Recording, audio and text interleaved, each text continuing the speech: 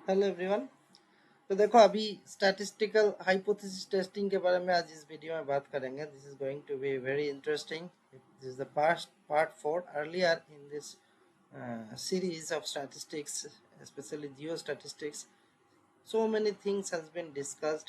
I have not that much stressed on basics, that is mean, median, mode, because these things are known to everyone. But what I have focused in this earlier video series is that is regarding probability. तो probability का बहुत सारा mathematical problems भी discuss किया, geometric mean, बहुत सारा type का mean discuss किया। तो ये सब बेसिक्स क्लियर हो गया। तो अभी स्टैटिस्टिक का हाइपोथेसिस, ये हायर एंड लेवल में हम ज़्यादा फोकस करेंगे, इसी तरीके से बात करेंगे। ठीक है। तो देखो हाइपोथेसिस क्या है। कोई भी चीज़ हम लोग जो सोच रहे हैं ना, कोई गेस कर रहे हैं, गेस मीन्स गेसिंग को फर्दर कॉन्फिडेंस लेवल के साथ प्रूव करना है। Suppose a teacher assumes that 60% of his college student come from lower middle class families. ये तो गेस है, 60% अप्रोक्सीमेशन है। अभी सच में सभी को काउंट करके अगर देखा जाएगा कि लोअर मिडिल क्लास से ही है, दैट मीन्स उसका हाइपोथेसिस करेक्ट है। अगर नहीं दिखा जाएगा तो हाइपोथेसिस रॉन्ग। ठीक है। तो वही चीज math in terms of mathematics prove करना है। कैसे करना है वही डिस्कस करेंगे, है ठीक है। T test, chi square test, बहुत सारे टाइप का टेस्ट रहता है, बहुत सारा टाइप का। जो बेसिक फंडामेंटल 4-5 टेस्ट रहता है, उसको छोड़ के भी टेस्ट बहुत सारा टाइप का रहता है हायर एंड में, वो भी डिस्कस करेंगे धीरे धीरे इन दिस पार्ट। देखो दूसरा और एक एग्जाम्पल देखो, जैसे a borehole should encounter water table at around 10 metre depth. अगर सच में बोरहोल करने के बाद इस एरिया में देखा जाएगा 10 मीटर के में मिल रहा है तो दैट इज करेक्ट। अगर नहीं मिल रहा है तो रॉन्ग। तो जो फास्ट हम लोग हाइपोथेसिस सोचते हैं, है ना, उसको नाल हाइपोथेसिस बोलते हैं। सब कुछ डिस्कस करेंगे, ठीक है। और एक एग्जांपल देखो, जैसे हम लोग कॉइन टॉस करते हैं ना, सो 100 बार टॉस किया तो जनरली प्रोबेबिलिटी क्या है, 50-50। तो 100 टाइम्स टॉस करने से हेड गिरेगा 50 टाइम्स, टेल गिरेगा 50 टाइम्स, ये स्टैंडर्ड है। लेकिन रियलिटी में क्या है, थोड़ा बहुत चेंज हो सकता है। अगर 55 हेड मिल रहा है और 45 टेल गिर रहा है, फिर भी हम क्या बोलेंगे, I am 95% confident that coin is fair, coin correct है, बायस कॉइन नहीं है। लेकिन अगर 75 हेड गिरा, 25% टेल गिरा आउट ऑफ 100, तो फिर क्या होगा, हमको डाउट आएगा कि कॉइन में थोड़ा गड़बड़ है ना। I am not confident if the coin is fair. So ये है हाइपोथेसिस टेस्टिंग का मेन चीज, है ना। जो हम लोग सोच रहे हैं उसको रियलिटी के साथ मिलाना, रियलिटी में क्या है, कुछ एग्जाम्पल देने से आपको और क्लियर हो जाएगा। लेकिन एक छोटा सा चीज याद रखो, हाइपोथेसिस टेस्टिंग का जो मैथमेटिकल इक्वेशन है ना, फॉर एग्जाम्पल इधर देखो, z equal to sample mean minus population mean divided by standard deviation of population. ठीक है, सैंपल का कुछ नहीं, पॉपुलेशन का standard deviation divided by root of number of observation, that is sample size. एक example देने से आपको बहुत क्लियर हो जाएगा, अभी देंगे नेक्स्ट में। तो इन जस्ट एक थोड़ा डेफिनेशन स्टाइल में भी याद रखो, सम स्टैटिस्टिकल हाइपोथेसिस क्या है, तो फिर ए statement about the parameters describing A population not a sample. याद रखो, हम लोग पॉपुलेशन के बारे में बात करेंगे, पैरामीटर का, पॉपुलेशन पैरामीटर के बारे में बात करेंगे, क्योंकि सैंपल के माध्यम से बात कर रहे हैं ना हम लोग। पहले पॉपुलेशन को गेस करेंगे ना, सैंपल करके ही तो गेस को कंफर्म करेंगे। ठीक है। So, a method of statistical inference used to decide whether the data is sufficiently supporting a particular hypothesis based on sample data from a population. So, this is called hypothesis test. ठीक है। कितने type का test होता है, basically one tailed right, one tail test और two tail test होता है। वो याद करके मैं हम एक इजी तरीके से बोलेंगे, don't don't worry. One tail का दो डिवीजन है, left tailed, right tailed. Two tailed तो कैसे होता है वो दिखाता हूँ, अभी दिखाऊंगा। और टेस्ट स्टैटिस्टिक क्या है, स्टैटिस्टिक देखो, टेस्ट स्टैटिस्टिक मतलब क्या प्रोसेस से कर रहा हूँ, जैसे T statistic, F statistic, Z, chi square, है ना। Type of test, T test, regression test, ANOVA, MANOVA, ANCOVA, Z test, I square test, सब कुछ बोलेंगे, ये सब डिस्कस होएगा। ठीक है, तो statistical hypothesis test typically involves a calculation of test statistic. अभी तक टेस्ट स्टैटिस्टिक के बारे में बात नहीं हुआ। टेस्ट स्टैटिस्टिक मतलब क्या है? That is the value calculated from a sample without any unknown parameters, often to summarize the sample for comparison purpose। ठीक है, इसको कैसे करेंगे डेफिनेशन में बाद में आता हूँ, आपको तुमको दिखा देता हूँ। देखो, एक उदाहरण देने से ना हमेशा एग्जाम्पल से बेस्ट होता है। Let's consider a hypothesis test for average grade of gold in a prospecting area. Suppose our null hypothesis is that the average grade is 120 ppb। ठीक है, हम लोग सोच रहे 120 ppb है, लेकिन after having sample of 100 bore holes we found average grade is 175 ppb and standard deviation हमको already पता है 50 ppb। हाँ, हाइपोथेसिस टेस्टिंग होने के लिए standard deviation of the population जरूरत होता है जानना। तो हाइपोथेसिस टेस्ट ये पहले जो हम इक्वेशन दिखाया था, sample mean minus population mean. हम लोग सैंपल मीन क्या बोला था, 175 एक्चुअली मिला। हम लोग हाइपोथेसिस में पॉपुलेशन मीन क्या गेस किया, 120।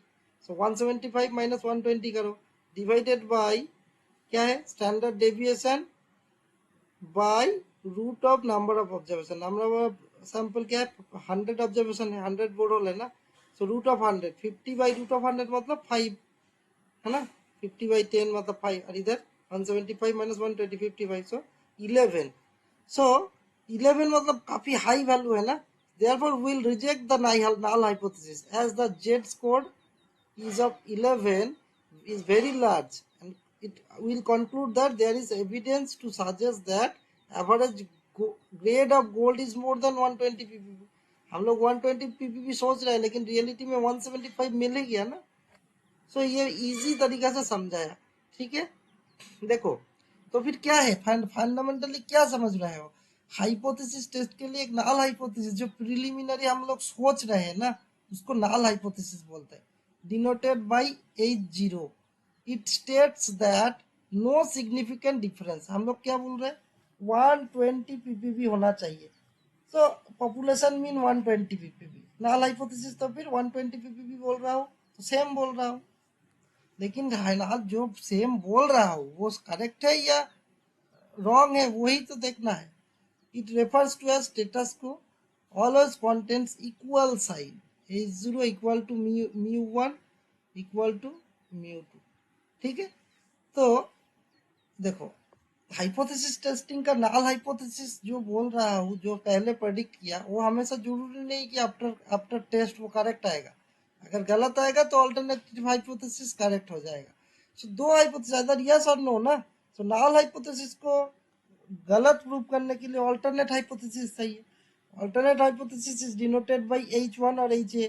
HA always contradict H0, challenges status को एंड नेवर कंटेन्स, ये जो साइन का सिंबल है ना, ये देखो H1 it suggest μ1 not equal to μ2, है ना। So both cannot be true at a time. हमारा इधर पे देखो ये नल हाइपोथेसिस फेल हो गया, तो अल्टरनेटिव हाइपोथेसिस तो पास हो गया, है ना। सो हाइपोथेसिस टेस्टिंग का यही इंपॉर्टेंस है। ठीक है, इधर देखो हेड एंड टेल में मैं क्या 50-50 मतलब 0.5 होना चाहिए था, लेकिन जब 75% आ गया तो 0.5 नहीं हो रहा है ना, तो तब भी नल हाइपोथेसिस रॉन्ग हो गया। अगर 50-50 करने से ऑलमोस्ट 50-50 आ जाता था, तब ये राइट हो जाता था। ठीक है, ये है डिफरेंस। तो कैसे करना है hypothesis testing, first specify null and alternative hypothesis. इधर मान लो 100 कॉइन टॉस करने से नल हाइपोथेसिस बोल रहे 50 मिलेगा हेड, अल्टरनेट हाइपोथेसिस बोल रहे 50 नहीं मिलेगा हेड। नाउ सच में परफॉर्म करो, gather data, conduct statistical test, determine region of acceptance of null hypothesis and result को आप इंटरप्रेट करो। कैसे करोगे null hypothesis का रीजन ऑफ एक्सेप्टेंस, वो दिखाता हूँ। ठीक है, इसमें आप चाहे तो डेफिनेशन रख भी सकते हो, बट समझ के sample hypothesis, simple hypothesis, composite hypothesis, positive data, critical value, acceptance region, region of rejection, ये सब समझना चाहिए। इसे कैसे समझोगे, इसको मैं आप चाहे तो पॉज करके एक स्क्रीनशॉट ले सकते हो, मैं उसका रट्टा नहीं मारूंगा, बट इसको मैं एक एक करके एग्जाम्पल के माध्यम से दिखाता हूँ। देखो इधर अभी एक सिंपल हाइपोथेसिस क्या है, नल हाइपोथेसिस मान लो हम बोल रहे हैं ये जो डिस्ट्रीब्यूशन दिख रहा है ना, इसमें बोल रहा हूँ mean more than equal to 10, and alternative hypothesis बोल रहा है मीन नॉट इक्वल टू 10। ठीक है, सो अगर इधर इस रीजन में हमको मिल रहा है मीन, ये ब्लैक कलर का लाइन है, सपोज इस रीजन में मीन मिल रहा है, तो क्या होगा, ये नॉट लेस देन 10 हो गया, तो ये नल हाइपोथेसिस रिजेक्शन हो जाएगा। इस जगह पे अगर मीन हो जाएगा तो ये नहीं एक्चुअल हो जाएगा, गलत है ना, मान लो, लेकिन इधर अगर सच में मीन है इधर, so it fails to reject H0, null hypothesis correct है इधर।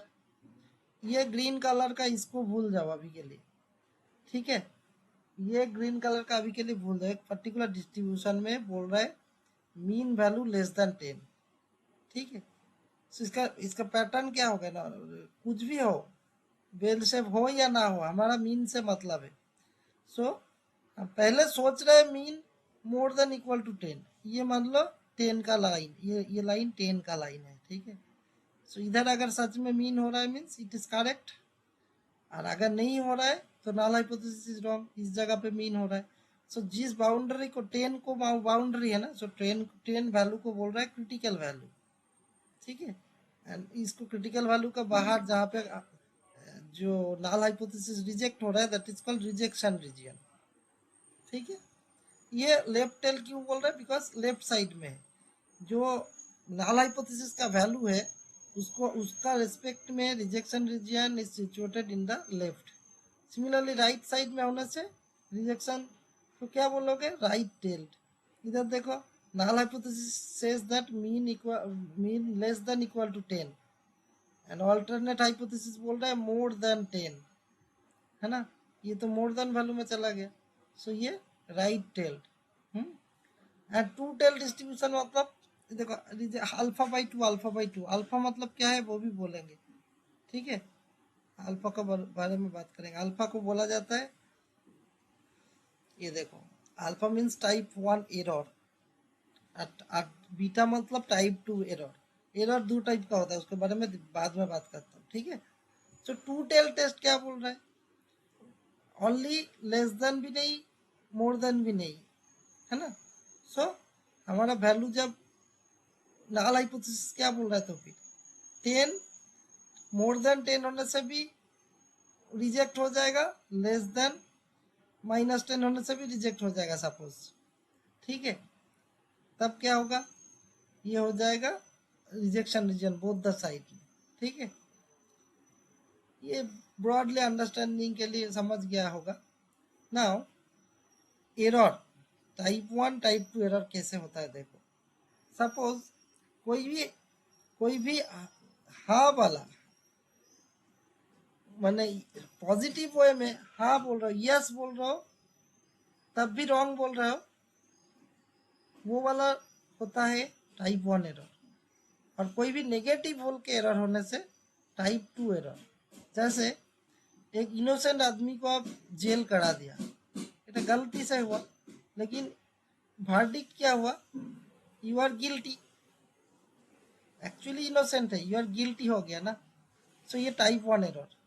बट एक आदमी जब गिल्टी है लेकिन आप नॉट नॉट गिल्टी बोल के छोड़ दे रहे हो, ये भी एरर है, नॉट गिल्टी, गिल्टी को नॉट गिल्टी बोल रहे हो, नॉट बोल रहे हो ना, तो ये टाइप 2 एरर। जैसे इधर एक आदमी कभी प्रेग्नेंट नहीं हो सकता, यू आर प्रेग्नेंट बोल रहा है, this is type 1 error.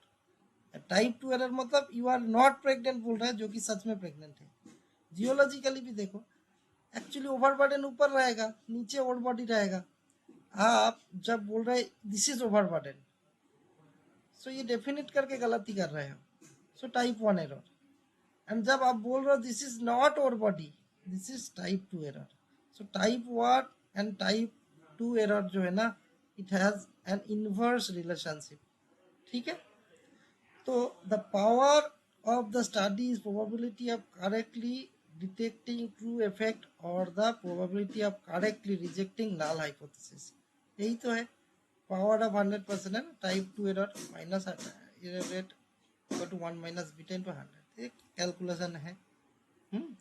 So next में हम लोग क्या करेंगे, इसमें तो आपको इसी के लिए सब कुछ कंपोजिट हाइपोथेसिस सब में एक एक करके डिस्कस करेंगे। नेक्स्ट में हम लोग जस्ट सभी टाइप का डिस्ट्रीब्यूशन को दिखाएंगे। अभी हम लोग बोल रहे थे ना सैंपल नंबर कम होने से क्या प्रॉब्लम होता है, तो इधर देखो sample size less than equal to 30 होने से छोटा सैंपल के लिए टी डिस्ट्रीब्यूशन होता है, एंड मोर देन 30 हो जाने से जेड डिस्ट्रीब्यूशन होता है। बात ब्रॉडली सिमिलर स्टाइल में होता है दोनों का खेल, है ना। With increasing n t tends to z distribution, z distribution मतलब बोला जाता है स्टैंडर्ड नॉर्मल डिस्ट्रीब्यूशन। ये जो ब्लू कलर का है ना it is Z distribution, and ये जो रेड कलर का है ये टी डिस्ट्रीब्यूशन, एंड उससे भी छोटा हो जाने से कम सैंपल हो जाने से और फ्लैटर हो जाएगा ना, ये जो ग्रीन कलर का देखो है ना लेस देन हो जा रहा है वैल्यू। सो टी डिस्ट्रीब्यूशन के लिए at least less than equal to 30 होना चाहिए, पॉपुलेशन स्टैंडर्ड डेविएशन नोन होना चाहिए, and population distribution should be unimodal and skewed. These are the 3 criteria, ठीक है टी डिस्ट्रीब्यूशन के लिए। जेड डिस्ट्रीब्यूशन के लिए क्या होगा, और नंबर बढ़ेगा। सो ऐसा करके हम लोग टेस्ट करेंगे। पहले वाला में तो हम लोग जस्ट टेस्ट कराया, तो ये बेसिक इंट्रोडक्शन हो गया। This is the end of this video. Next में हम लोग डायरेक्ट स्टार्ट करेंगे किस किस टेस्टिंग है। So from that point of view this is very crucial video. And ये डेफिनेशन जो है ना, डेफिनेशन आप पढ़ के रखो, फिर भी हम डिस्कस भी करेंगे। तब डिस्कस करने के टाइम पे विथ डायरेक्ट टेस्ट करने के टाइम पे ऑटोमेटिक क्लियर हो जाएगा आपको। ओके।